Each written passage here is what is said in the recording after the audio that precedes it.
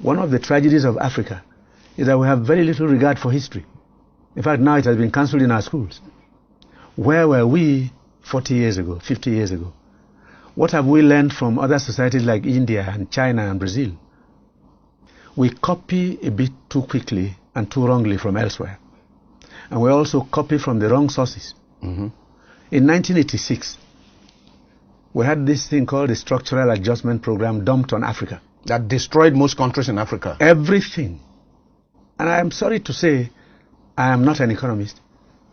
I was in Hong Kong visiting with a friend when we heard on television that the auctioning began in April. Auctioning of our national currency. Exactly. And it was 3 naira to $1. 1986. Yes. And economists in Nigeria said it was the only way out. Now, economics is honestly 90% common sense. Why are you auctioning your currency when what to do is to cut down on imports and boost and stimulate export. local production? Why are you shipping in rice? That one began as far back as 1982, a task force on the importation of rice. I was a young man in the cabinet. I was 34 years old. And I asked the question, why not a task force for the production of rice? I was told, oh, you guys from the university, you don't know anything. In the interim, let's just import. The bill rose to $5 million a day and remained so for nearly 30 years. From the Taiwanese? Yes. Taiwan, from Thailand, Vietnam, and even India.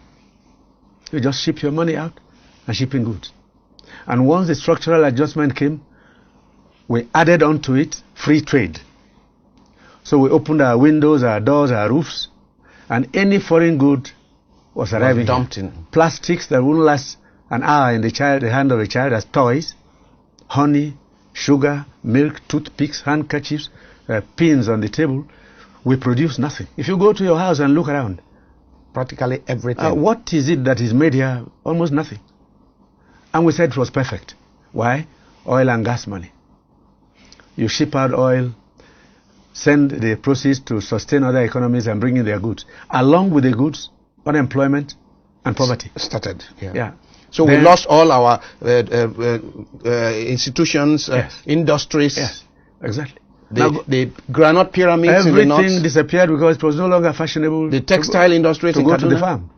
So, if you go to the southeast, between 1982 and 1990, 510 industries sprang up. I think the Igbos then decided, rather than trade, we'll produce. Less than 90 of those industries are still running. The factories have closed, their owners have died.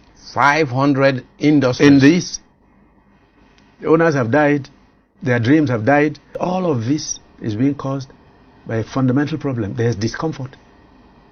There is major discontent all over the place. So young people have nothing to aspire to. Young people can't think of a day when they will marry, have a flat of their own, own a job, and even if they have a job today, the wage is too low. Then at the bottom of it all again is that since 1986, we've had the most tragic philosophy of economic management, where interest rates have stood on the average at between 25% and 35%. And no one can invest with that kind of thing. Now, how do you borrow at 35% unless you are into crime? Maybe cocaine. What do you produce with 35%? And buy your generator, and buy your diesel, and pay your tax, and pay your workers a living wage. And when you talk about it, these brilliant people said they read in Harvard and Yale and Oxford. Where in the world are interest rates this high now?